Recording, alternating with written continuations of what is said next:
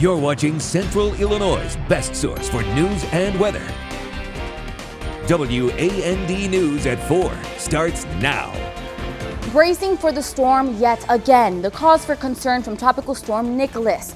Plus, the warning for Apple users following a security breach. What you need to know to make sure your devices are protected. Good afternoon. Thanks for being here. I'm Sofia Espinosa. First at 4, the south-facing rain and flooding yet again in areas still recovering from Ida as Tropical Storm Nicholas made landfall along the Texas coast this morning. The 14th named storm of the season, causing life-threatening flooding across the deep south. Dan Shenman has the latest. Nicholas grew to hurricane strength just before it reached the Texas coastline, punishing winds in some 14 inches of rain in some areas. You got a picture about 3 feet of water just coming through and taking everything out.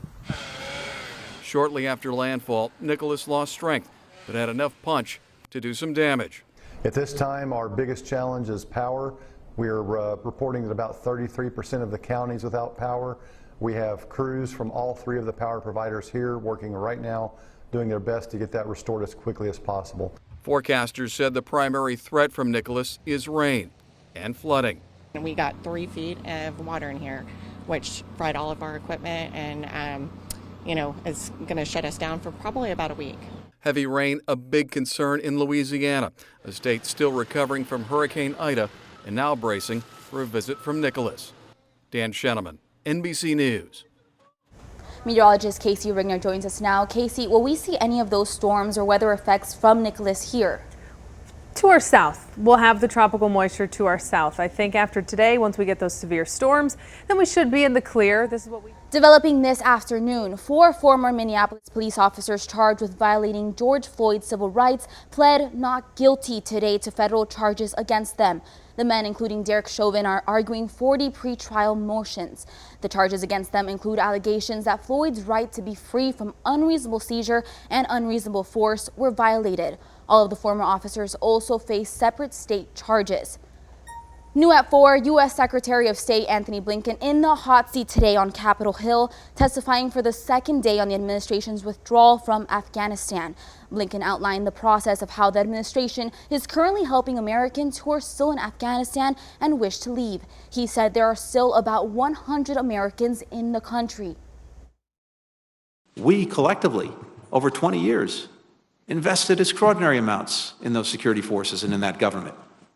Hundreds of billions of dollars, equipment, training, advice, support. And based on that, as well as based on what we were looking at real time. Now, he reiterated that the administration didn't expect the rapid collapse of the Afghan government and its security forces. This as the Taliban militants advance across the country in July and August. A new voting rights bill has been drawn up by Senate Democrats today. The Freedom to Vote Act bill would set national voting standards. It would also allow for the request of mail-in ballots and provide at least 15 days of early voting as well as election day voter registration. Other provisions in the bill will require in-person voter identification. Now, this would be through the use of various forms of documents, and it would also make Election Day a public holiday. California's highly anticipated recall election is coming to an end. This as voters head to the poll today to decide if Governor Gavin Newsom should stay in office. Recent polls have Newsom leading against the Republican frontrunner Larry Elder, who is seeking to become the state's first black governor. GOP leaders have criticized Newsom, calling for a more conservative direction in the state. Now, there are 46 replacement candidates for voters to choose from. If a majority of people approve Newsom's removal, the candidate who gets the most votes on the second question becomes governor.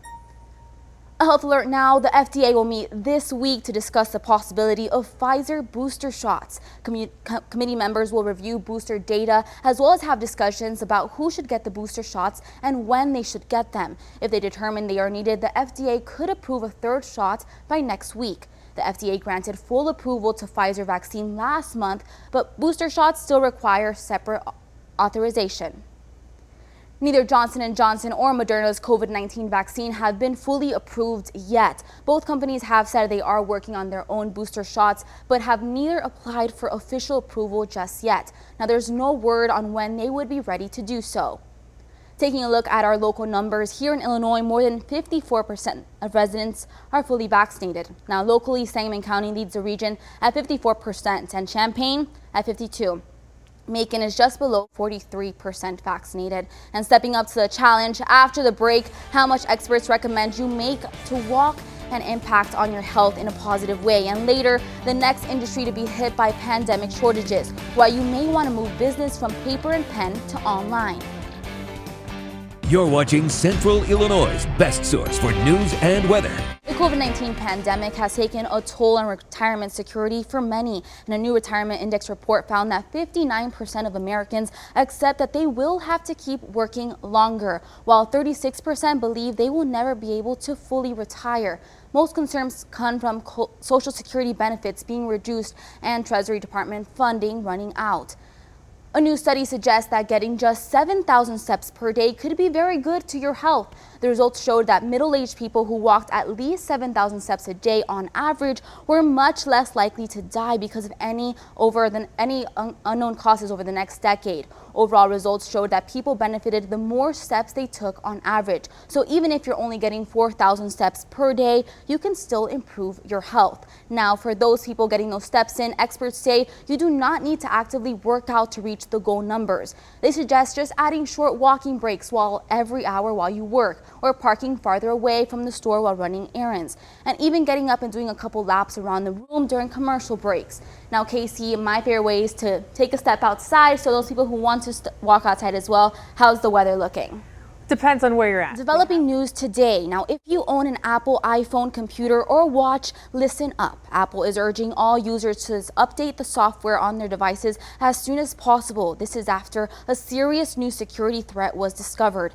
Independent researchers warn that an Israeli spyware company, NSO Group, developed a tool to secretly take control of nearly any Apple computer, iPhone, or watch. The spyware exploits a flaw in the Message app. An attack that gives someone, thousands of miles away complete access to your phone without you, the target, seeing anything on the screen or having to take any action to facilitate that surveillance. Apple thanks Citizens Lab for identifying the security flaw. Again, they urge anyone with their products to update them as soon as possible. Shoppers could see fewer deals and shipping delays this holiday season. Forecasts from economist experts say holiday sales can grow at least 7% from last year. And even as prices remain high, they expect a downturn soon as they believe that inflation peaked last month. With the pandemic still raging on, growing disruptions in the supply chain are causing more shortages, this time in the paper industry. Carrie Sanders has more. This morning, as the pandemic rolls on, the nation's paper supply is running thin. And it's not just toilet paper that's at stake. The shortage now affecting everything from paper bags to books, even envelopes. It really came down to the wire. I mean, I was scrambling. Bride-to-be Gabriela Santanello is planning a November wedding. Her invitations delayed for weeks because her vendor said they didn't have enough paper to print her envelopes. I panicked. I didn't expect that for them to come back with that answer. Many businesses and consumers nationwide are experiencing delays in their printing orders. The cause? Labor shortages and major disruptions in the supply chain, exacerbated by the pandemic. More recently, the highly contagious Delta variant, forcing many paper manufacturers to scale back their operations.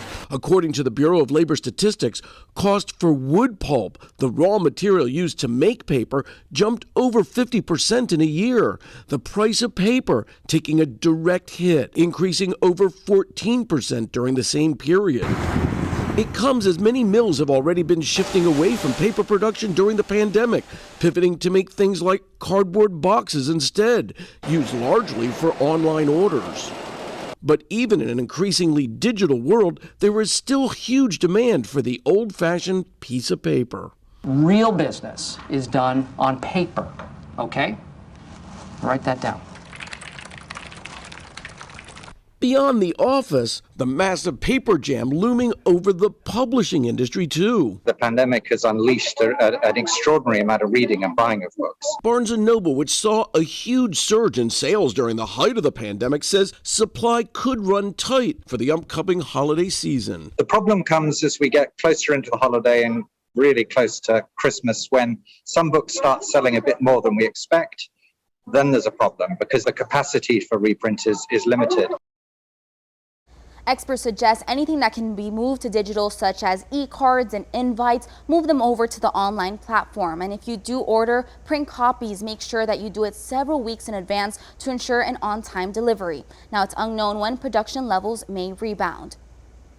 Zoom unveiled a new number of upgrades this week, including live multi-language transcription and translation for calls, and a new whiteboard feature as well that will remove remote and in-office employees to interact on the same platform within the same meeting.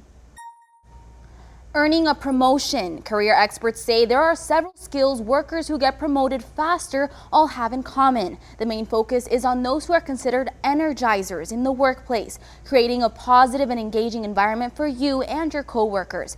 Energizers show skills such as effective work-life balance, connecting with others on a personal level, as well as when they are needed for tasks, giving as much effort as when they ask from others, and following through on commitments. Experts say it is a focus on trust, purpose, and having intention.